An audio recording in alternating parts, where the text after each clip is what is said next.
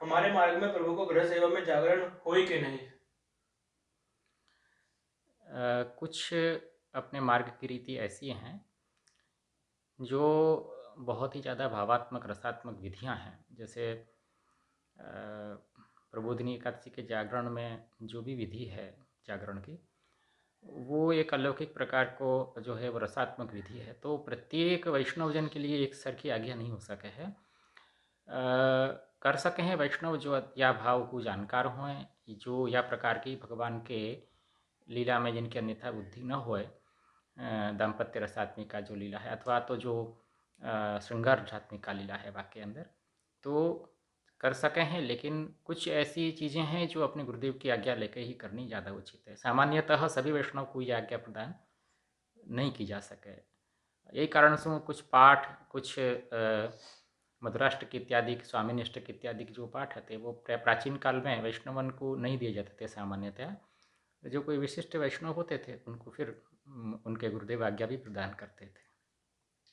प्रभु के लिए सामग्री सिद्ध करते समय क्या बटर पेपर का यूज कर सकते हैं? हाँ, दूधघर में तो चल सके है, सकड़ी अनसकड़ी में नहीं चले। गोविंद कुंड पर श्री गिरिराज जी का जो मुखारविंद है, क्या वो मूल मुखारविंद है जहाँ श्री गिरिराज जी ने प्रकट होकर अनुकूट अरोगा था? देखिए, ऐसा कहीं मैंने कहीं पढ़ा तो नहीं है। जो जतिपुरा में जो मुख्य स्वरूप मुखारविंद का है, वहीं पर ये माना जाता है कि वहीं पर ये लीला हुई थी।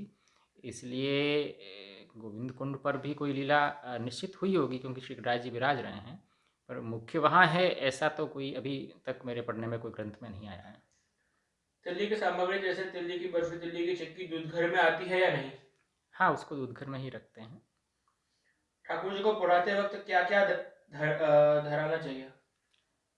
देखिए, श्रृंगार में तो जो है वो तिलक है, कंठी है, तिलक की लड़ है, पाग हो तो पाग की एक लड़ है, और कर्णफूल नकवेसर, और यदि ठाड़े स्वरूप हों तो नूपुर भी आ सकते हैं और पहुंची भी आ सकती है।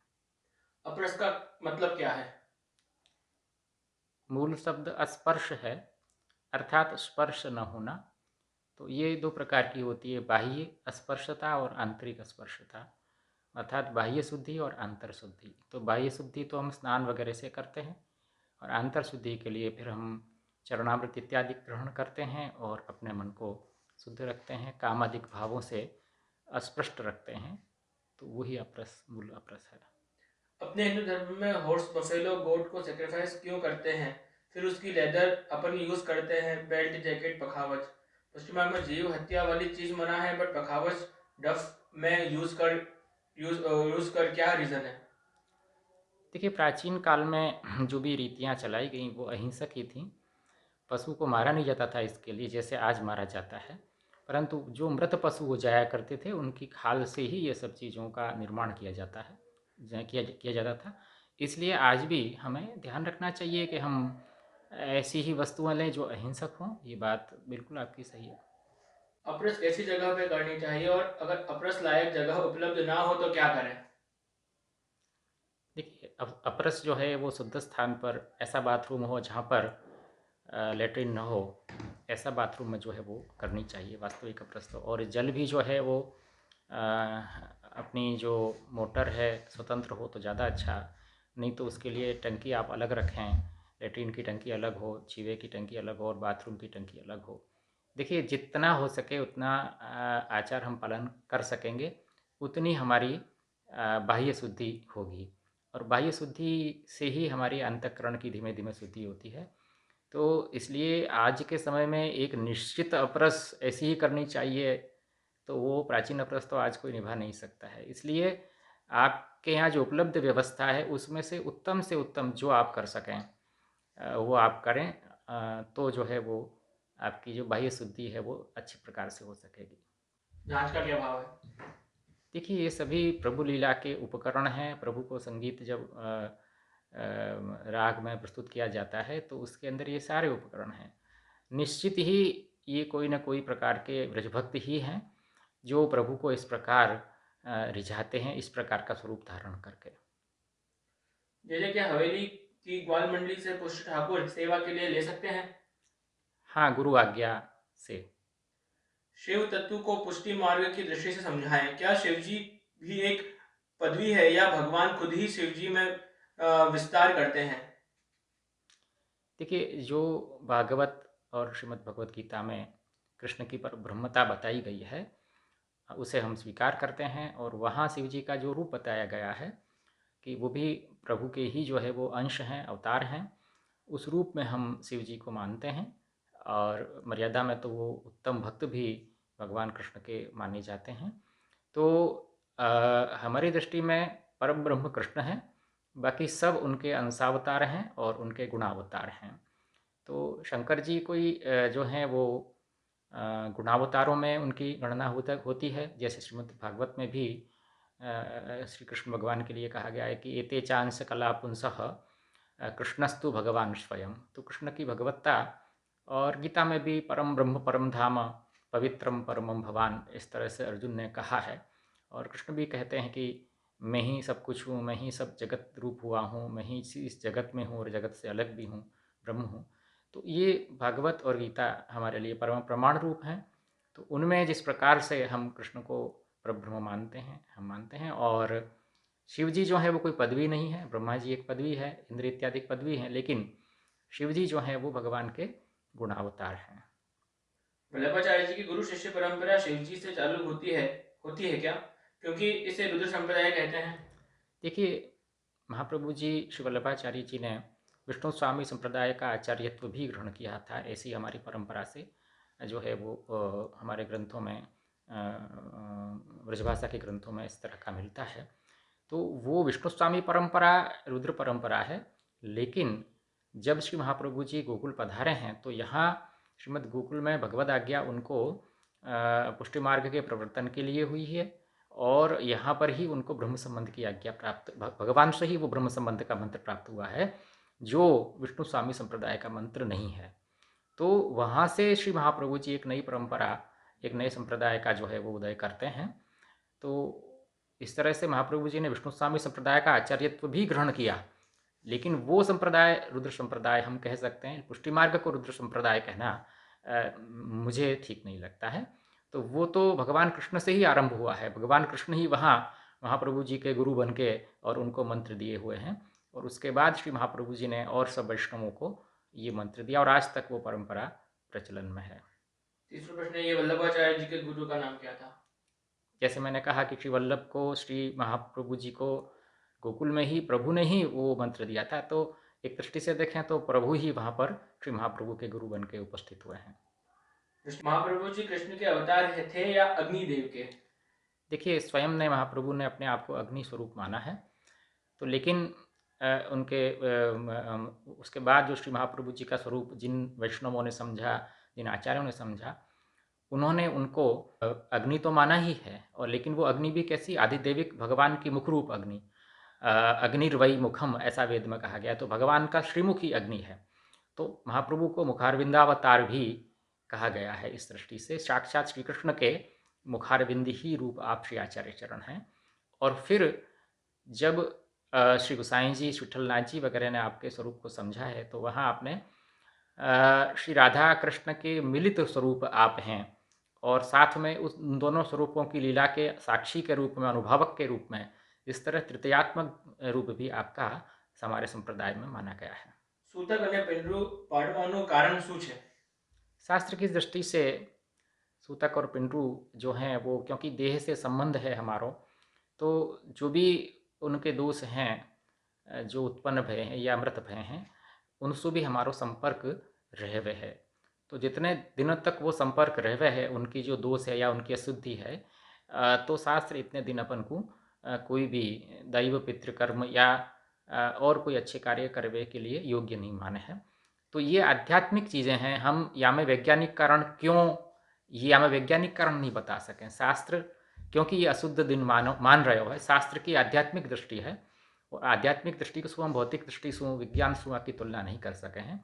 या लिए भले हमें कोई वैज्ञानिक कारण भी कोई उपलब्ध करा रहे हो तो अच्छी बात है, लेकिन मूलतः जितनी भी शुद्धि अशुद्धि के प्रकार जो हैं वो सब हम आध्यात्मिक स्तर से हम देखेंगे तो हमारे अंतःकरण की शुद्धि के लिए ये सारे उपाय शास्त्र ने बताए हैं। तो हम जितने ये शास्त्रीय उपाय करेंगे उनसे हमारा अंतःकरण देह शुद्ध होएगा और भक्ति ज्ञान या कर्म हमारे अंदर अच्छी तरह से हम समझ सकेंगे व मार्ग को और चल सकेंगे।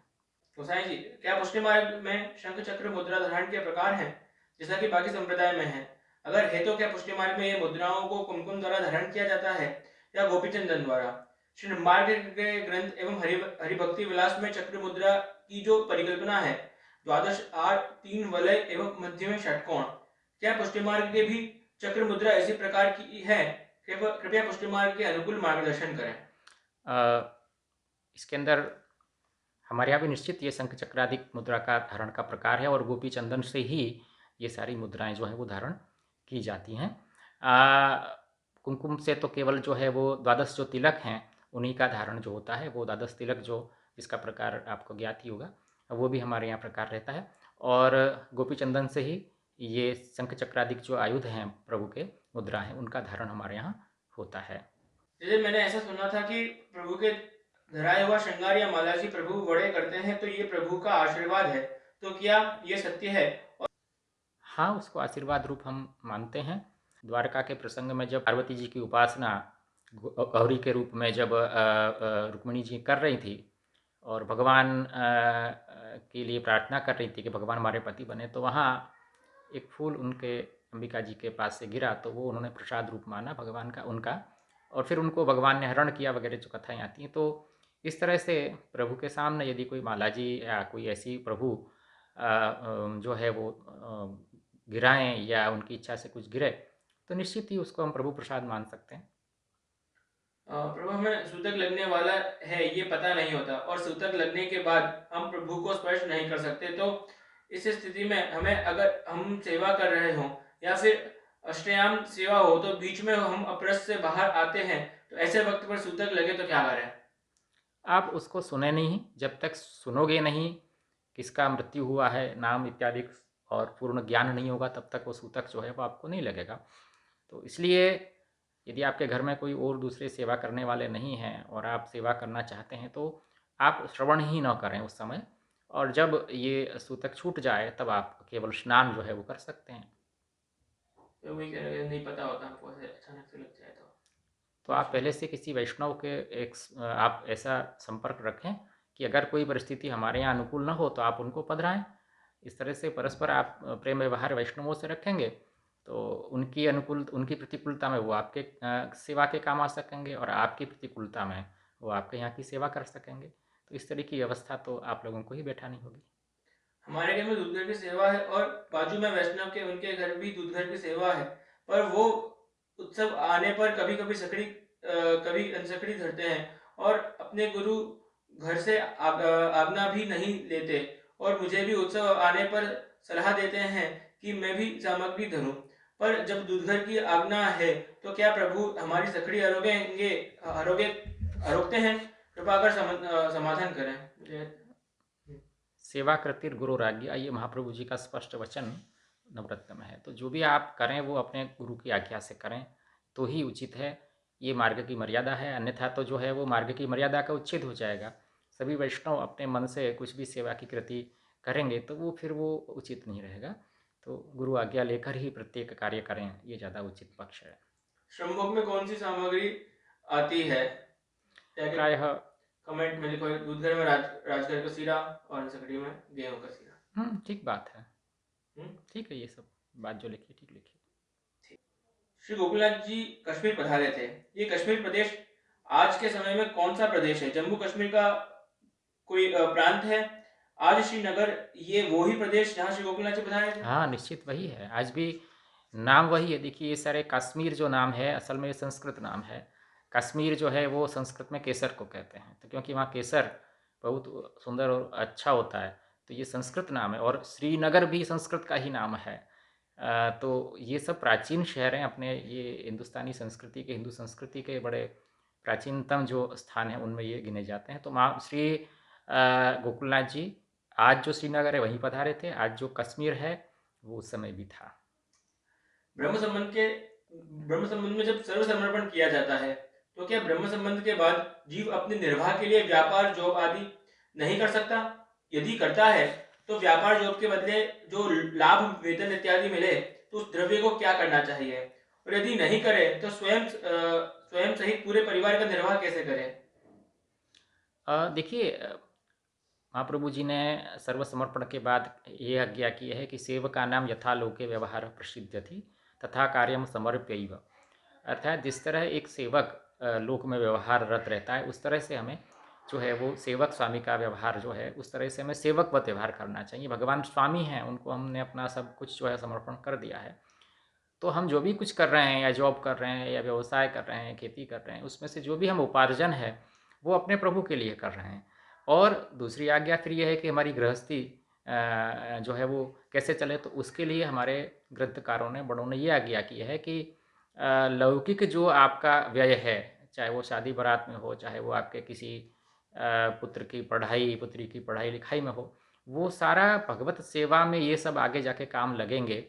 ये सोच समझ के हमें जो है वो करना चाहिए। स्व के लिए यदि हम करते हैं तो वो बाधक है, परंतु प्रभु सेवार्थ और प्रभु के जो है वो आगे चल के ये सेवा में उपार्जन करेंगे, इसलिए हम इनको अच्छा अध्ययन आज करा दें, इस तरह का चिंतन यदि आप रखेंगे तो कोई बाधकता नहीं है। जैसा एक सेवक विचार स्वामी के सुख का करता है, उसी तरह आप, आपका परिवार, आपका धन ग्रह प्रभु सुख के लिए है, ये चिंतन करते हुए आप प्रत्येक कार्य करेंगे तो बाधकता नहीं है।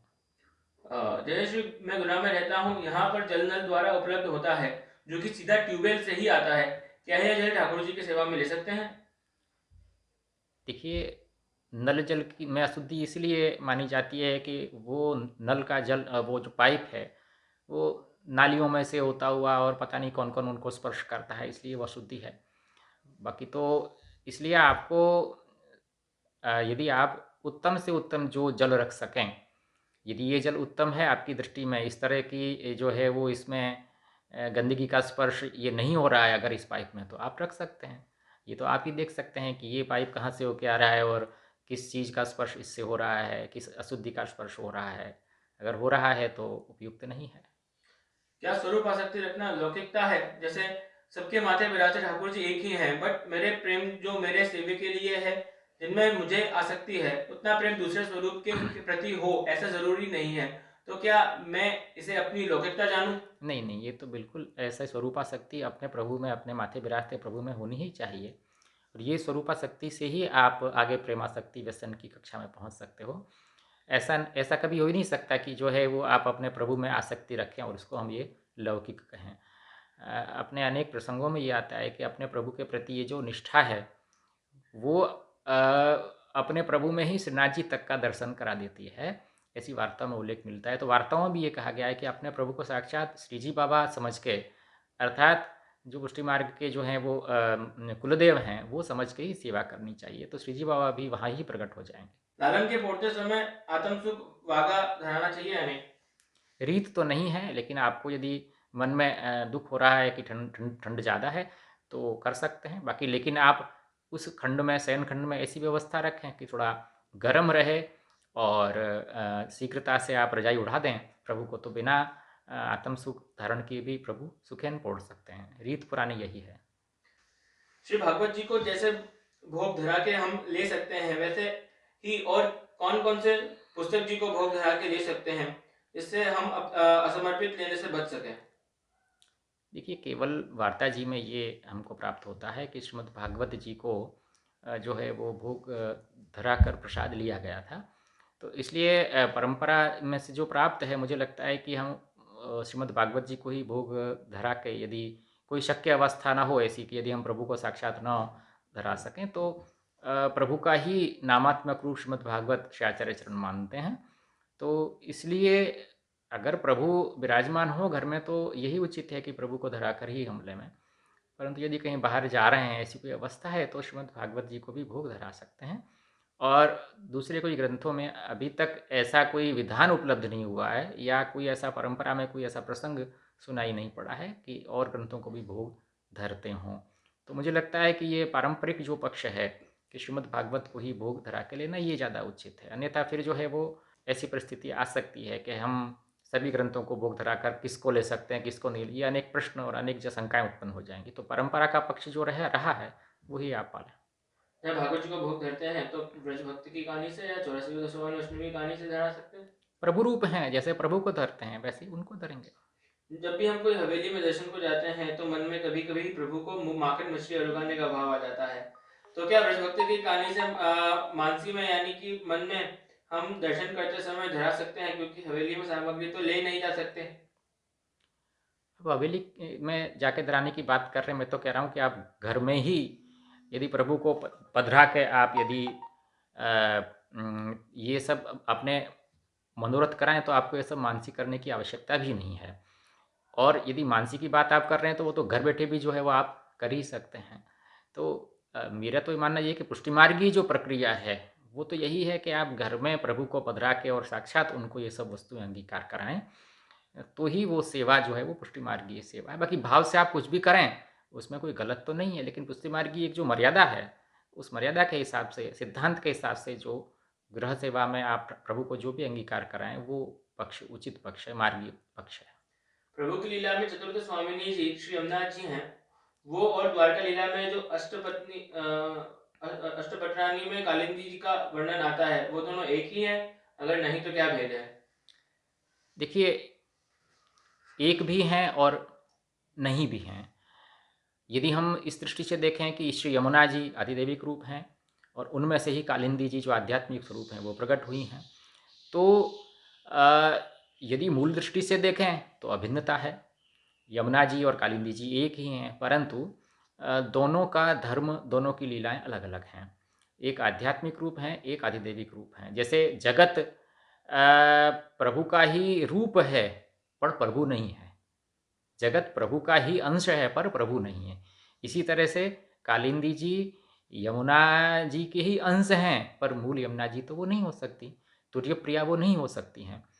वो केवल आध्यात्मिक रूप हैं और द्वारका लीला में वो पटरानी के रूप में उनको स्थापन किया गया है, जो तीर्थ रूपा भी हैं। और इसके अंदर प्रमाण भी हमारे ग्रंथकारों ने दिया है कि जब कालिंदी जी भगवान की पत्नी बनने के लिए तपस्यारत थीं, तो वहाँ अर्जुन गए तो उन्होंने पूछा आप कौन हैं? तो वहाँ उन्होंने कहा है कि मैं कालिंदी समाख्याता वसामी यमुना जले, मैं कालिंदी हूँ और मैं यमुना जल में रह रही हूँ। तो वहाँ कालिंदी और यमुना दोनों, कालिंदी ने ये नहीं कहा कि मैं यमुना बनकर यहाँ पे रह रही हूँ या यमुना या मेरे ही अंदर में अपना भवन बना के रह रही हूँ, हाँ यमुना जी को अलग बताया। तो स्पष्टतः ये भेद जो है वो आ जाता है। तो आध्यात्मिक आधिदेविक इस तरह का भेद जो है, जैसे जगत जो है वो भगवान का आदिभौतिक रूप है, इसी तरह से जो अक्षर ब्रह्म है वो आध्यात्मिक रूप है और प्रभु स्वयं आदिदेविक रूप हैं। तो तीनों में वैसे अभिन्नता है, लेकिन फिर भी जो है वो लीला के लिए जो है जो भिन्नता रखी गई है तो उस मर्यादा का हम पालन करते हैं। क्या पुष्टि मार्ग और अन्य भक्ति मार्ग के गोलोक अलग हैं? कोई कहता है कि गोलोक में सिर्फ रासलीला होती है और पुष्टि मार्ग में बाल लीला का महत्व है। देखिए, रासलीला भी नित्य है और बाल लीला भी नित्य है। ये सभी जो है ये सारी लीलाएं गोलोक में नित्य के रूप में चल ही रही हैं। सारस्वत कल्प में भगवान ने उन्हीं लीलाओं को सबके सामने, लोक के सामने रखा था।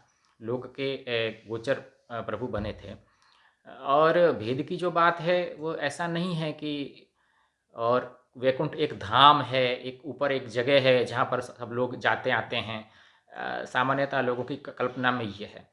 पर यहाँ देखिए भक्त का हृदय ही वैकुंठ हो जाता है, जहाँ प्रभु विराजते हैं वो स्थान ही वैकुंठ हो जाता है। और पुष्टि मार्ग की तो स्थिति यह है कि भक्त भगवान को प्रकट करता है, भक्त भगवान की सृष्टि करता है और भगवान की लीला की भी सृष्टि भक्त करता है, क्योंकि भक्त के भाव के हिसाब से ही भगवान लीला करते हैं। तो धाम भी भगवान जो है वो प्रकट करेंगे भक्त के भाव के हिसाब से। इसीलिए कहा गया है कि यद्यध्यात उरुगाय विभावयंती तत्तद वपुः प्रणय से सदनुग्रहाय, श्रीमद् भागवत का श्लोक है कि जिस जिस भाव से भक्त विभावना करता है भगवान उस वपु को धारण कर लेते हैं। तो भक्त के हिसाब से प्रभु स्वरूप धारण करते हैं, तो धाम भी भक्त के हिसाब से ही प्रकट हो जाता है। तो ये सारे व्यापी वैकुंठ इसीलिए कहा जाता है कि वो हर जगह व्याप्त है, हर जगह प्रकट हो सकता है।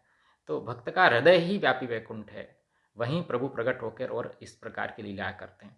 अब एक धाम विशेष है, ये तो हमारी एक सामान्य समझ के लिए बताया जाता है कि सबसे ऊपर है, सर्वोच्च धाम है, परंतु ये एक ही धाम है ऐसा मानने का कोई कारण नहीं है। संप्रदाय के भेद से देखिए सभी संप्रदाय जो हैं वो प्रभु के स्वरूप को अलग-अलग मानते हैं। कहीं उनके प्रभु के स्वरूप में कुछ गुण-धर्म की विशिष्टता होती है, कहीं कुछ गुण-धर्म की न्यूनता होती है। तो जैसा गुण-धर्म वो भगवान में मानते हैं, जैसा धाम वो मानते हैं, वैसा ही उनके भाव के हिसाब से प्रभु प्रकट कर देते हैं।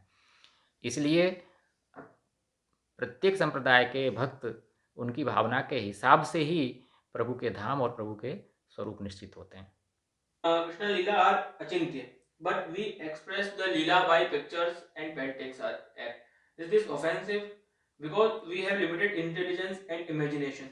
देखो, भगवान तक शब्द भी नहीं पहुंच सके, भगवान तक हमारी इंद्रियां नहीं पहुंच सके हैं, तो जो भी वर्णन करेंगे, जो भी हम प्रभु के स्वरूप को इन इंद्रियंसु देखेंगे सामान्यसु, वो एक सीमित मात्रा में ही हो। हम कभी भी प्रभु को पूर्ण स्वरूप न सुन पाएंगे, न देख पाएंगे, न समझ पाएंगे, न बोल पाएंगे। तो जैसो जितनी जाकी शक्ति है वो अभिव्यक्त कर रहे हो है, तो प्रभु वाकु भी जो है वो कुछ प्रभु के कुछ स्वरूप को, कुछ गुण को वो प्रकट कर सके है अपने शब्दन से। तो या के लिए जैसो जो प्रकट कर रहे हो है, और वासु यदि प्रभु के लिए वाको कुछ ज्ञान बढ़ रहे हो है, प्रभु के संबंध में कुछ प्रेम बढ़ रहे हो है, तो वो अनुचित नहीं है। अचिंत्य होते भय भी हम अपनी शक्ति से जितनों अभिव्यक्त कर रहे हैं, प्रभु वाकु भी कृपा करके मान ले हैं कि चलो इतना तो कर रहे हो है, क्योंकि प्रभु कभी भी लौकिक इंद्रियन के अधीन नहीं हो सकें, उनसे उनको स्वरूप समझ नहीं सकें, लेकिन फिर भी हम जितनों भी हम कर सके हैं उतनों हमारी इंद्रियन की कृतार्थता है और प्रभु की प्रसन्नता है। सदगुरु जग्गी वसुदेव जी की योग पद्धति में मैंने देखा है, लोग हमेशा परमानंद में रहते हैं। भक्ति के मार्ग पे हमें इतना परमानंद क्यों नहीं आता, जबकि भक्ति ध्यान योग से श्रेष्ठ है। हम इस चीज से भक्ति में आगे बढ़ने की अश्रद्धा निर्माण होती है। देखिए, आपका अनुभव भक्ति मार्ग में आनंद नहीं आता ऐसा रहा होगा, लेकिन अनेक ऐसे वैष्णवजन हैं जिनसे आप पूछ सकते हैं कि उनको भक्ति में कितना आनंद आता है। तो ये तो आपका अनुभव रहा है। दूसरी बात आपने पूछी कि किसी दूसरे जो योगी हैं उनके यहाँ पे परमानंद में दिखाई पड़ते हैं। दिखाई पड़ने में और होने में अंतर होता है। तो आप स्वयं जाकर अगर किसी चीज़ का अनुभव करना चाहते हैं तो वहाँ जाकर आप देखें तो मालूम पड़ेगा कि परमानंद में कितने समय तक रहते हैं, क्या रहते हैं। देखिए, हम उसी संप्रदाय को प्रामाणिक मानते हैं, उसी योग को या उसी गुरु को प्रामाणिक मानते हैं जो वेद के हिसाब से, प्रमाणों के हिसाब से अपना मत प्रवर्तित करता हो। जिसने भी अपना मत वेद इत्यादि भागवत गीता के आधार पर प्रमाणित नहीं किया हो, ऐसे किसी गुरु या संप्रदाय को वैदिक जो सनातनी लोग हैं वो मान्यता प्रदान नहीं करते। तो आधुनिक जितने भी जो योगी हैं या जो भी लोग होंगे, उनकी प्रामाणिकता कितनी है ये आप पहले समझें। वेद के कितने अनुकूल हैं या विरुद्ध हैं वो आप देखें। उसके बाद आप उनकी तुलना किसी और से करें तो ज़्यादा उचित रहेगा। स्वामीनारायण संप्रदाय क्या शास्त्रीय है क्या? क्योंकि वे बोलते हैं भगवान स्वामीनारायण खुद कलयुग में प्रकट हुए थे। अगर स्वामीनारायण शास्त्रों के प्रमाणित है, संप्रदायों में नहीं आते, तो उनका प्राकट्य कैसे हुआ, और क्या स्वामीनारायण भगवान है? देखिए, सभी संप्रदाय अपने अपने गुरु को भगवान मानते ही हैं और ये उचित ही है। गुरु ब्रह्मा, गुरु विष्णु, गुरु देवो महेश्वर, तो ये सभी अपने संप्रदाय के सभी जो आचार्य हैं वो सब भगवत तुल्य हैं, भगवत अवतार ही हैं। तो इसलिए उनको यदि वो लोग भगवान मान रहे हैं तो उसमें कुछ भी अनुचित नहीं है। हम भी अपने आचार्यों को भगवत स्वरूप ही मानते हैं। अब रही प्रामाणिकता अप्रामाणिकता की बात, तो ये तो आप उनके ग्रंथों का अध्ययन करें। स्वामीनारायण जी ने एक शिक्षा पत्री लिखी, बहुत सुंदर छोटा सा ग्रंथ है और बहुत ही सुंदर शिक्षाएं उसके अंदर उन्होंने दी हैं। वे कभी अपने को भगवान नहीं मानते थे, उन्होंने कभी अपने आप को मैं भगवान हूँ इस तरह से घोषित नहीं किया हुआ था। तो बाद में लेकिन उनके अनुयायी अगर ये भावना कर रहे हैं कि वो भगवान है तो वो अनुचित भी नहीं है। इसलिए मुझे नहीं लगता कि वो अपने गुरु को यदि भगवान कर रहे हैं तो अच्छी बात है। उनकी शिक्षा का यदि वो अनुकरण कर रहे हैं तो उचित बात है। अब शास्त्रीय पक्ष की बात ऐसी है कि वो भी स्वामीनारायण संप्रदाय में भी अभी अनेक भेद हो गए हैं। एक जो है वो अक्षर भेद, उनके मुख्य स्वामी का एक पंथ अलग है और जो मूल गद्दी है जो परंपरा से वंश परंपरा से जिनका जो है वो अभी भी वो अपना वो कार्य करते हैं, तो वो उनके अंदर भी अनेक मतभेद हैं। और एक छोटा सा ग्रंथ केवल उनके संप्रदाय में उपलब्ध है, शिक्षापत्री। तो उसमें उन्होंने सामान्य धर्म की, सामान्य भक्ति की शिक्षाएं दी हैं, जो उचित ही हैं। अगर उसके हिसाब से उनके संप्रदाय वाले चल रहे हैं तो वो ठीक ही है मेरे हिसाब से। जितनों पक्ष शिक्षापत्री में बहुत अच्छी अच्छी बातें हैं, तो जितनी बातें शास्त्रीय हैं उनके अंदर शास्त्रीय बातें हैं, ऐसे थोड़ी ना है। मूल आचार्य जो है वो तो बहुत सरलता से सामान्य धर्म को उपदेश कर रहे हैं, तो जो शास्त्र में जो बातें लिखी हैं वही वहाँ पे वो कह रहे हैं। तो यदि वाक को अनुकरण कर रहे हैं यथावत उनके अनुयायी, तो वो शास्त्रीय पक्ष है। आधावाला संप्रदाय और हृदय संप्रदाय के शास्त्र प्रमाण है? अगर नहीं तो उनका कैसे समझें? नहीं, देखिए ये सभी परम भक्त इनके संप्रदाय के आचार्य हुए हैं और उन्होंने प्रभु की प्राप्ति की है और दूसरों को भी प्राप्ति कराई है और आज भी करा रहे हैं। इसलिए उनका मत अप्रामाणिक है या शास्त्रीय हम नहीं कह सकते। निश्चित ही वो शास्त्रीय हैं, तभी प्रभु उनके ऊपर इतना अनुग्रह करते हैं और इन सभी के पद भी अपने संप्रदाय में गाए जाते हैं। तो महाप्रभु जी ने भी इनको मान्यता दी है। हाँ, ये भले भेद है कि हम अपने संप्रदाय को उत्तम मानते हैं, तो ठीक है, वो अपने संप्रदाय को उत्तम मानते हैं। तो इसमें कहीं भी मुझे तो कोई जो है वो उनका मत अशास्त्रीय है ये मैं नहीं कह सकता। जहाँ प्रभु प्राप्ति हो रही है वो मत अशास्त्रीय नहीं हो सकता। જરા ઠાકોરજી ને દૂધઘર અંસખડી અરોગતા હોય તો બંટાજીમાં શું ધરાવી શકાય અને નાગરિક દૂધઘરમાં આવે કે અંસખડીમાં કૃપા કરી જણાવવા વિનંતી। असल में जो भी बंटा भोग में तो जो भी आप धरो, जो भी आपको अनसकड़ी अनुकूल हो तो अनसकड़ी धरो। सकड़ी नहीं आवे है, दूधघर अनसकड़ी में सो आप कुछ भी नागरी भी आप रख सको हो। नागरी क्या है कि हमें जल को स्पर्श नहीं होगा। यदि जल को स्पर्श होवे है या लिए वो न तो दूधघर में रखी जा सके है, यदि अनसकड़ी में रखोगे तो वो ज़्यादा ठीक रहे वो बाद में प्रसादी करके। और मेड के हिसाब से आप आपको अनसकड़ी से भी भोग धरते समय तो अलग रखो, दूधघर में तो वो कम से कम नहीं मानी जाएगी। वृंदावन के मार्केट में अष्टधातु और पंचधातु की मूर्ति मिलती है। अपने मार्ग में पंचधातु के स्वरूप और अष्टधातु स्वरूप दोनों मान्य है या फिर सिर्फ पंचधातु के ही मान्य है? मान्य है। मैंने पहले जवाब दिए, अष्ट प्रकार की प्रतिमा हो सके है तो उनमें ये सब प्रकार मान्य है। मेरे माता बालकृष्ण जी का लालन स्वरूप दोनों हाथ में लड्डू वाला विराजता है। मिश्री मेवा की सेवा की आज्ञा है। एक टाइम में सेवा सुबह की हो जाए, प्रभु प्राप्ति हो तो वो धराने की आज्ञा है। मेरा प्रश्न है कि जो भी भोग धराता हूँ, ऐसा प्रभु संतुष्ट होते हैं होंगे या भूखे रहते होंगे? हाँ, सही बात है, आपको ये सोचना उचित ही है। प्रभु की प्रसन्नता का अनुभव कृष्ण भट्ट जी की वार्ता में बताया गया है कि यदि वैष्णव अचानक आ जाएं प्रसाद लेने, प्रभु का श्रीमुख प्रसन्नता दिखा रहा हो, प्रभु मुस्करा रहे हों, प्रभु ने बड़ा सुंदर श्रृंगार धारण किए हों, बड़ी अद्भुत शोभा हो, ये सारे प्रकार प्रभु के प्रसन्नतापूर्वक विराजने के हैं। आप आनंद से अपनी सेवा कर रहे हों, अन्यत्र आपका मन न जा रहा हो, केवल प्रभु में आपका मन जो है वो प्रभु में हो आपका मन। इस तरह की स्थितियाँ से आप अनुमान लगा सकते हैं कि प्रभु आपके प्रसन्नता से विराज रहे हैं। जमुनाथ जी विज्ञप्ति, गुसाई जी विज्ञप्ति, पत्रावलंबन, ये सब पुस्तक आज भी प्राप्य हैं कहाँ? हाँ, प्राप्य है, अनेक प्रकाशन हैं। हिंदी में तो इंदौर से प्रकाशन बहुत अच्छे हो रहे हैं, फिर वल्लभाचार्य ट्रस्ट है सूरत से, बट आप अन्वेषण करेंगे नेट पे तो मिल जाएगा। सकड़ी वारसનો શું ભાવ છે કૃપા? बड़ेन के मुख से ऐसी सुनी है कि नंदराय जी एकादशी को जब जागरण करते थे तो सुबह को पारणा वगैरह को प्रकाश शीघ्रतासु करते थे। तो और शीतकाल के अब प्रश्न ये है कि तो ये बारस जल्दी करने को तात्पर्य वही है कि जल्दी वाको जो है वो एकादशी व्रत को जो है वो पारणा इत्यादि को प्रकार नंद बाबा शीघ्रतासु करते थे रात्रि जागरण होने की वजह से। अब प्रश्न ये है कि चारों जो सिर्फ जो शीतकाल में ही अपन क्यों कर रहे हैं ये प्रकार, उष्णकाल में क्यों नहीं कर रहे हैं? तो क्या है कि प्रभु जो है वो प्रभु जागरण नहीं कर रहे हैं, पर प्रभु को ये है कि शीतकाल में दिन शीघ्र ढल जाए है, तो वह दिन वो जल्दी को क्रम वो भी आप श्री भी जल्दी उठ जाए हैं और जल्दी जल्दी सब आरोग्य के और जल्दी जल्दी आप वन में पधारे हैं, तो आप अधिक समय तक वन में विराज सकें यह हिसाब से, क्योंकि सूर्यास्त जल्दी हो जा रहे हो है। तो या लिए और उष्ण काल में दिन बड़े हुए हैं तो वहाँ में आप भले नंदराय जी भले पारणा करते हो शीघ्रतासु, पर आप जल्दी नहीं उठेंगे क्योंकि आपको पता है कि दिन लंबो है। या लिए आप आनंद से उठ के और जो है वो यथा समय जब राजभोग हो तब आप अनवसर में वन में पधारें। विराट जी कैसे पधराए गुरु सेवा में?